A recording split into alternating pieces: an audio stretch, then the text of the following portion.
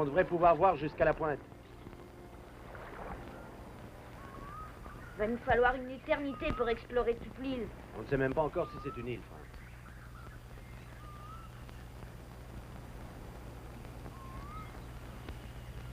On peut très bien voir d'ici. Ernest, regarde! Un voilier là-bas! Hé, au secours! Revenez! Revenez! Tu cries pour rien, Franz. Hé! Au secours! Ernest, la fusée des signaux. Faut retourner la chercher. On n'y arrivera jamais à temps.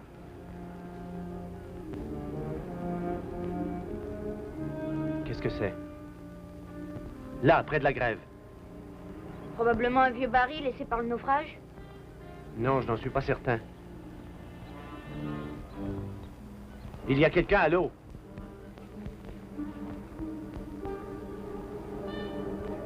Il y a aussi des requins.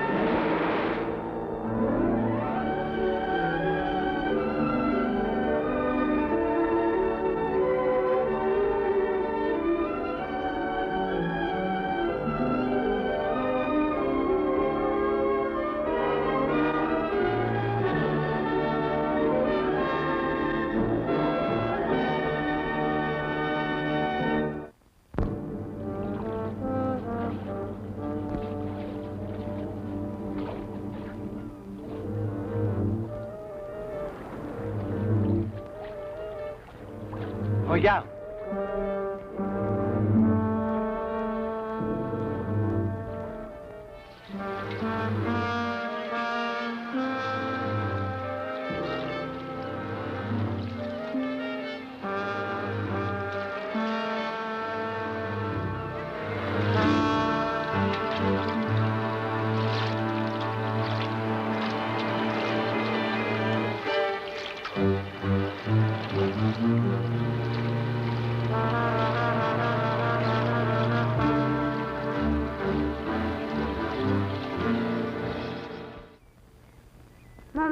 Mon très cher maître, ta servante a une question à te poser.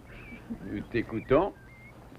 Si les palmiers s'appellent aussi des cocotiers, pourquoi les palmes ne s'appellent pas des cocottes? Je n'en sais rien, ma chérie. C'est comme ça, c'est tout. Ils poussent à côté de la mer, n'est-ce pas? C'est exact. Alors, s'ils poussent à côté de la mer, pourquoi est-ce qu'on ne les appelle pas des merisiers? À cause de la mer. Oh, Marie, pas étonnant que tes frères ne puissent plus supporter tes plaisanteries. Tu es incorrigible, ma chérie, ça ne s'améliore pas. Voilà les garçons. Quoi déjà?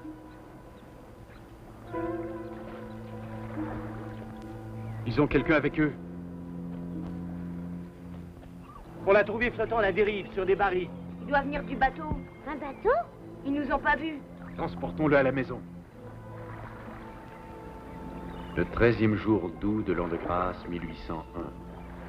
Aujourd'hui, un visiteur est parvenu jusqu'à nos rives, apportant avec lui des renseignements qui allaient peut-être changer le cours de notre existence. Il s'éveille.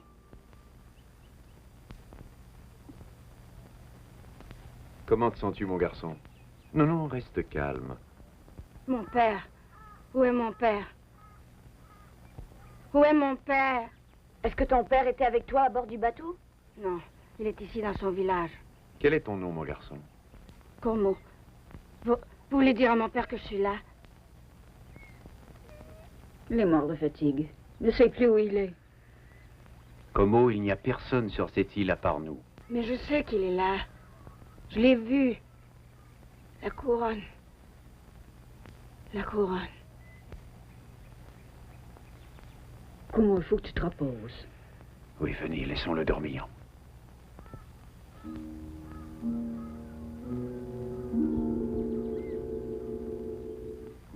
La couronne? Ce doit être la montagne. Avec les pics qui forment comme une couronne. Franz, toi-même, tu l'as baptisé la couronne. Je lui ai donné ce nom-là uniquement pour l'identifier sur nos cartes. Mais si jamais c'était la même montagne. Ça voudrait dire qu'il y a d'autres habitants? Non, non, non, non, laissez-le. Laissez-le dormir. On va parler de tout ça dehors.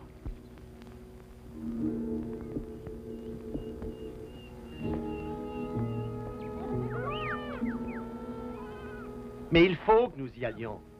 Si jamais il y avait un village, nous en aurions vu des signes depuis le temps que nous sommes là. Oui. Ou alors ils auraient vu nos signaux de fumée. À condition qu'ils soient assez près de nous pour ça. Il faut explorer la couronne s'il y a la moindre chance de trouver un village. Ils ont peut-être aussi un bateau. Il y a des chances, sûrement. Et si c'était le cas, nous pourrions rentrer en Suisse. Allons, allons, calmez-vous. Juste une petite minute, ne vous laissez pas emporter. Je suis persuadée que nous avons tous le même espoir. Ce garçon pourrait être notre salut. D'un autre côté... D'un autre côté, il a sauté d'un bateau en apercevant une montagne entourée de nombreux pics qui pourraient être n'importe quelle île.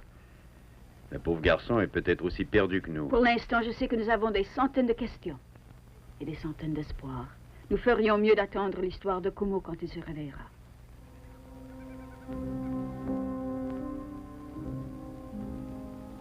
Merci. Je t'en prie. Je savais que le capitaine n'arrêterait pas le bateau. Alors j'ai attendu la nuit et j'ai sauté à l'eau avec les deux barils attachés ensemble. Tu veux dire que t'as navigué pendant 2 ans comme mousse à la recherche de ton père? Oui. J'étais à l'école des missionnaires quand j'ai cessé d'avoir des nouvelles de papa. Alors je me suis enfuie et j'ai essayé de trouver un emploi sur un bateau. Je touche au but aujourd'hui. Mais Como, jamais nous n'avons vu aucun signe de vie sur cette montagne. Non, c'est bien au-delà de la couronne. Passer les eaux qui murmurent et au-delà de la passe de l'aiguille. Les eaux qui murmurent. Qu'est-ce que c'est, un ruisseau? Les rapides, Comment? Où as-tu appris tous ces noms? ils sont sur le plan de l'île. Un plan? Tu veux dire que tu possèdes un plan de l'île? Mon père l'a tracé lui-même. C'est un de ses amis qui me l'a apporté. Vous voyez, la montagne est ici. Ensuite, il y a les rapides et le village est là. Après la passe de l'aiguille. Dans ce village dont tu parles, Como, il y a combien d'habitants avec ton père? Un petit nombre d'amis à lui. Il y a eu la disette chez nous. Les vieux parlaient d'une certaine île inexplorée où le soleil ne desséchait pas la terre. Où il y avait toujours de la nourriture. Mon père est parti à la recherche de ce paradis pour y amener notre peuple. Eh bien, je crois qu'il y a un petit voyage d'exploration qui nous attend. Puis-je y aller, papa? Et moi?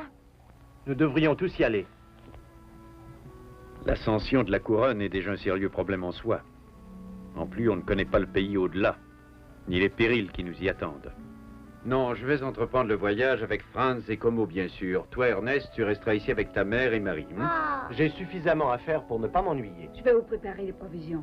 Tu peux venir m'aider, jeune demoiselle.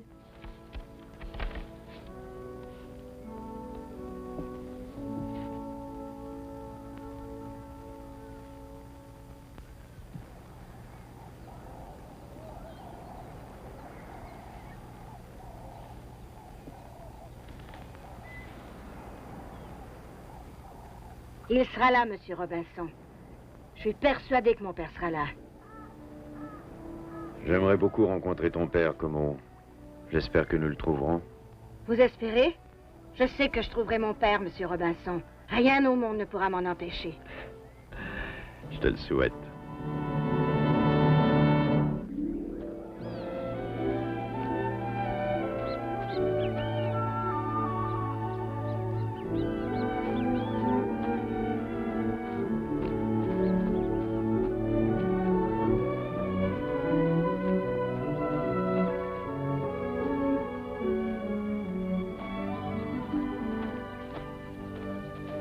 Como? Sans le besoin de te rappeler que qui veut aller loin ménage sa monture.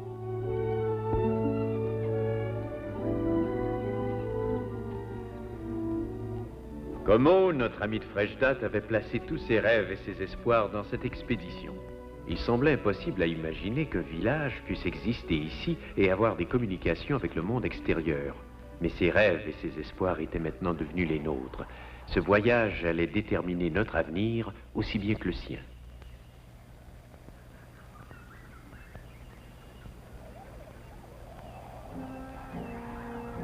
Continue de grimper, Franz. Place tes pieds dans les crevasses. Ne regarde pas en bas.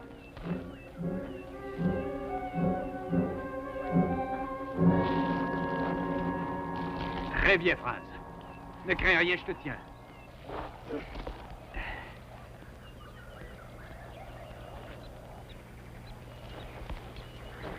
Là, c'est toute une ascension, hein? Allez, à toi, Como. Il est agile.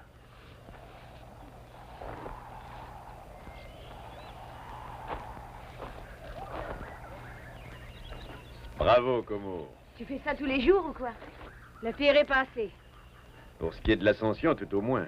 Le sommet de la couronne, enfin. Il y a des années que je rêve de ce moment.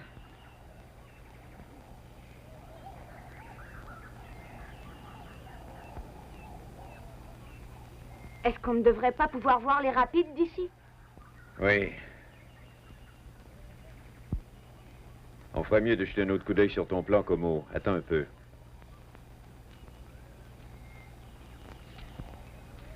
Ils sont sûrement quelque part. Les eaux qui murmurent. C'est sûrement pas loin. Franz, pars en éclaireur voir si tu découvres quelque chose. Je trouve ça très curieux. Nous sommes au sommet de la couronne, n'est-ce pas? Enfin, Como, au sommet de notre couronne, oui. Vous voulez dire qu'il pourrait être sur une autre île? Papa, par ici! Venez voir, les rapides! C'est sûrement les rapides.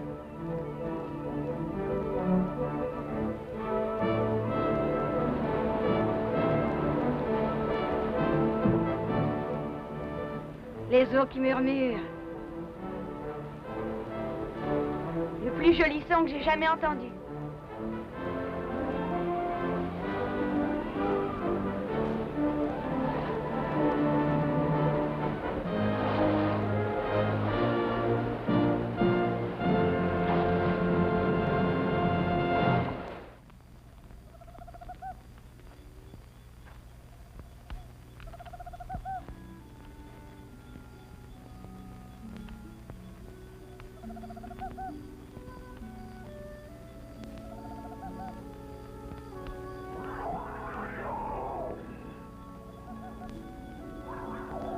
Tu doutes que ce soit l'île qu'il recherche, hein? Je t'avoue, Franz, je ne sais quoi penser. Mais son plan est pourtant exact. La couronne, les eaux qui murmurent. Mais nous avons convenu que n'importe quelle montagne entourée de nombreux pics pouvait ressembler à une couronne. Et est-ce que tous les rapides ne pourraient pas porter le nom d'eau qui murmure? En ce qui le concerne, je lui souhaite d'avoir raison.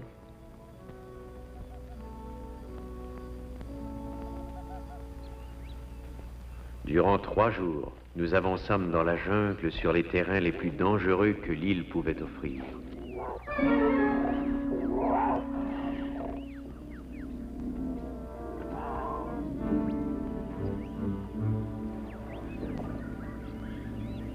La connaissance de la jungle dont Como faisait preuve était pour le moins étonnante. On aurait dit qu'il pouvait sentir la respiration de l'environnement. Nous atteignîmes enfin la dernière étape de notre voyage. Une série de chutes indiquées sur le plan constituait la porte d'entrée du village de son père.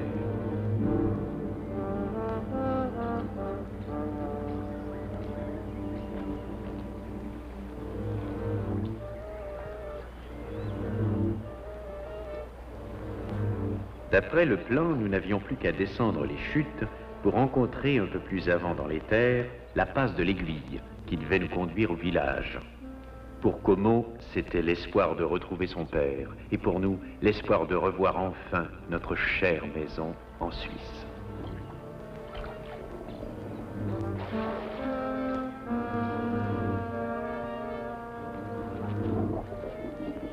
Là-bas, regardez.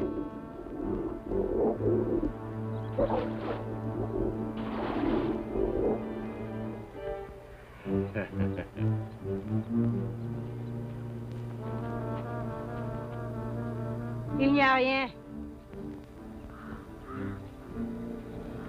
Il n'y a que la jungle partout alentour.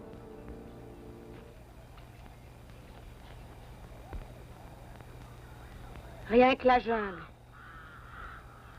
Peut-être que c'est vous qui aviez raison, monsieur Robinson. C'est pareil, une île ou une autre. Ah, qu'est-ce que je vois? Un jeune homme qui navigue depuis des années à la recherche de son père, prêt à abandonner comme ça? Oui, j'étais sceptique. La couronne, coïncidence. Les eaux qui murmurent, coïncidence. Mais les chutes aussi? Chaque étape de notre voyage, exactement telle que ton père l'avait indiqué, jusqu'au dernier buisson de bambou. Non, je refuse d'accepter autant de coïncidences. Papa! Regarde. Une marque de hache?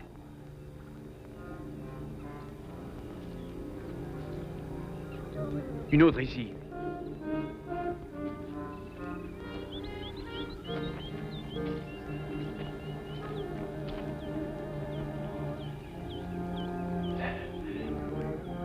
C'est ici. Comment c'est ici? La passe de l'aiguille. Sauf que ce n'est pas une passe. Les marques sur les arbres indiquent une piste. Elle n'est pas étroite comme on aurait pu le soupçonner d'après son nom, mais toute droite. Donc, ça veut dire que le village de mon père... Et là, droit devant par là.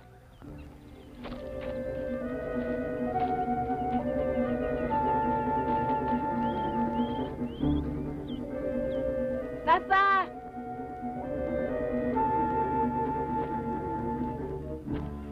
Papa?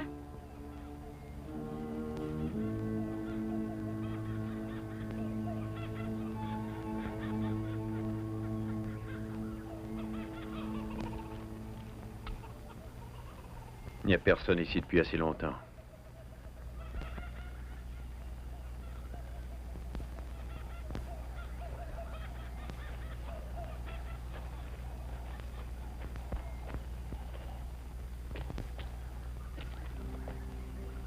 Quelque chose a forcé ces gens à partir en vitesse. Où ont-ils pu aller? Ça reste un mystère.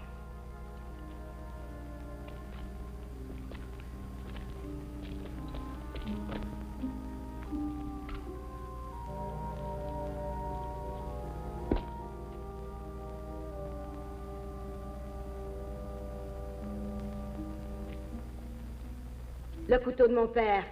Il le portait toujours sur lui. Franz, tu veux allumer ta torche et la porter ici?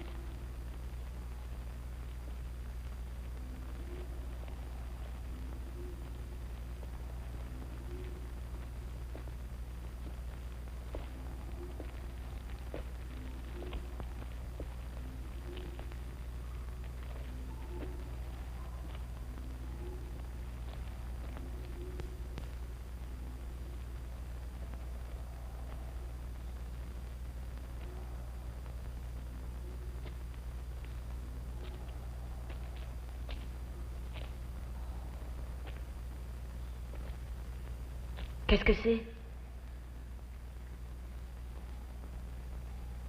Un caveau funéraire.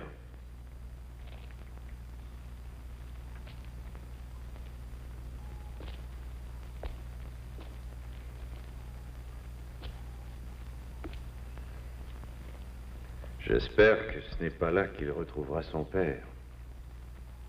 Oblata. C'est le signe d'Oblata. Oblata était l'ami de mon père.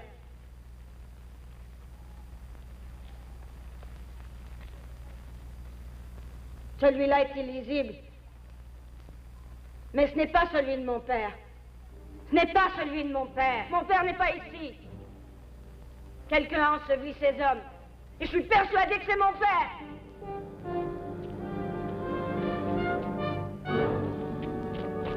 Papa! Où es-tu? Papa! Je sais que tes recherches ne sont pas terminées. Je suis sûr qu'un jour, tu retrouveras ton père.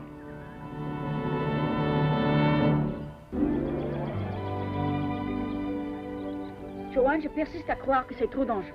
Comment veux-tu le retenir en l'attachant à un arbre? Ce n'est qu'un enfant. Laisse-moi te dire, ma chère épouse, que tu as devant toi un jeune homme très débrouillard et fort, capable de survivre par lui-même. Nous sommes étrangers dans ce pays, mais pour Como, les montagnes, la jungle, tout ça fait partie de sa vie. Je crois même qu'il doit être inquiet de nous laisser ici tout seul.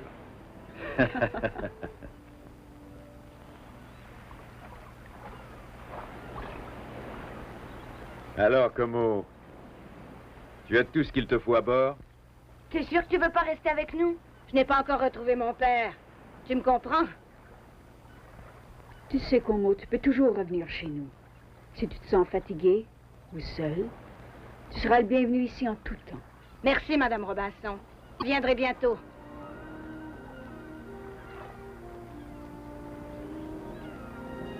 Je vous remercie de tout cœur.